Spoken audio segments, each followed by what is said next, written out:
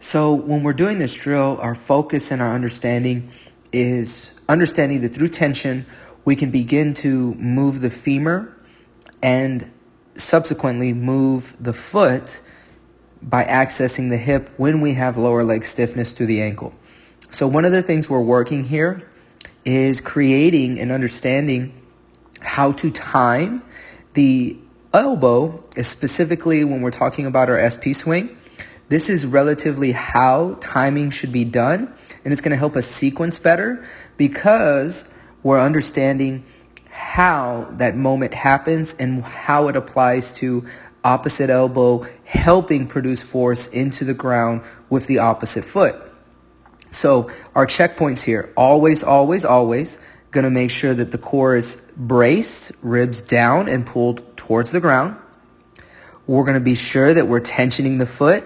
So what I talked about earlier is we pull the toes up, and then you see the transverse arch is still prominent and pointed down. So toes up, flexing towards the knee. This is still right here, pressing down. Now, it's very important that we create this motion right here, and that the heel is being pulled towards the inside of the hamstring. So you're literally doing both, and we should feel the hamstring turn on. Now we're going to have a slight bend here in the back of the leg. So remember, we want to be sure that that's bent because we understand through studies and research that we're going to be able to access the hips more if we have flexion within the knee. That turns the hamstring on, which signals hip extension.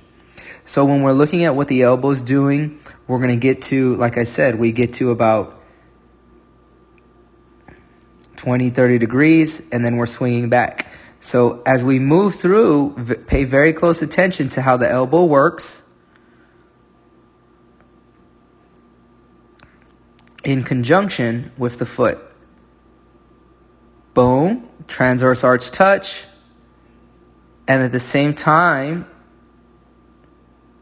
both return. So you can see how she doesn't necessarily have to go that far back.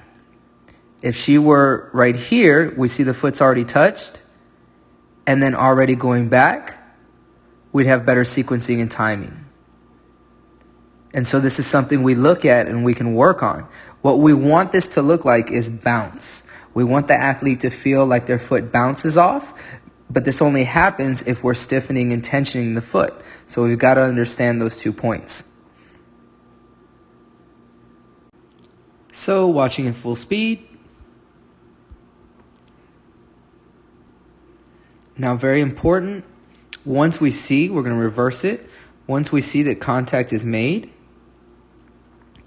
as soon as we feel the ground, both, you're not pulling the elbow, you're not worried about swinging the elbow back up. All you're worried about is being sure that as soon as we feel ground, those toes are being pulled back up immediately. And so you notice, because she's bounced, we get a return to almost height.